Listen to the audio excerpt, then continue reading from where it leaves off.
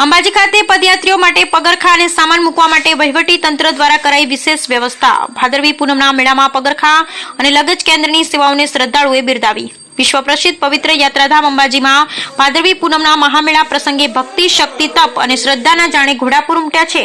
દર્શનાર્થીઓ દર્શન કરવાના સમયે તેઓના પગરખા લઈને ખોવાનો દર હોય હવે આરાસુરી ટ્રસ્ટ મંદિર દ્વારા દૂર કરવામાં આવ્યું છે। શ્રી આરાસુરી અંબાજી માતા દેવસ્થાન ટ્રસ્ટ દ્વારા માના દર્શન માટે આવતા લાભાર્થીઓ મન મૂકી દર્શન કરી શકે, તેમના સામાનની સાચવણી થઈ શકે તે માટે પગરખા લગેજ કેન્દ્ર બનાવવામાં આવ્યું। અહીંયા કેન્દ્રમાં લાખો માઈ ભક્તો પગરખાઓ અને લગેજને સાચવવામાં આવે છે, જેથી પગરખા અને સામાન ખોવાયનો ભય વગર ભક્તો આધ્યાત્મિકતા સાથે દર્શન કરી ધન્યતા અનુભૂતિ કરે છે। ભાદરવી પૂનમના મેળાના પ્રસંગે યાત્રાળુ શ્રી સંજય ઠાકોરે જણાવ્યું કે તેઓ સાબરકાંઠામાંથી માના દર્શન માટે અહીં આવે છે। અહીં મંદિર ટ્રસ્ટ દ્વારા પગરખાઓની સાચવણી કરવાની સારી વ્યવસ્થા કરવામાં આવી, એ બદલ મંદિર ટ્રસ્ટ અને રાજ્ય સરકારનો આભાર માનું છું।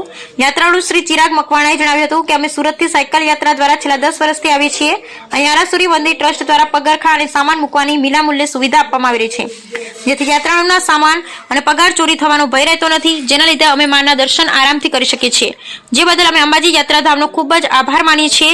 મંદિર ટ્રસ્ટ દ્વારા પગરખા કેન્દ્રની સારી વ્યવસ્થા યાત્રાળુ માટે કરવામાં આવી છે, તેના લીધે યાત્રાળુઓને પોતાના પગરખાની ચિંતા રહેતા નથી અને માના દર્શન આરામથી કરી શકે છે।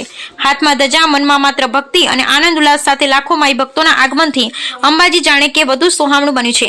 ઘણા યાત્રિકો માતાજીને દંડવત પ્રણામ કરતા દર્શન કરવા આવી રહ્યા છે। આ મેળામાં પ્રસંગે શ્રી આરાસુરી અંબાજી માતા દેવસ્થાન ટ્રસ્ટ દ્વારા ભાદરવી પૂનમના મેળામાં કરવામાં આવેલ વ્યવસ્થાઓને દર્શનાર્થીઓ વખાણી રહ્યા છે।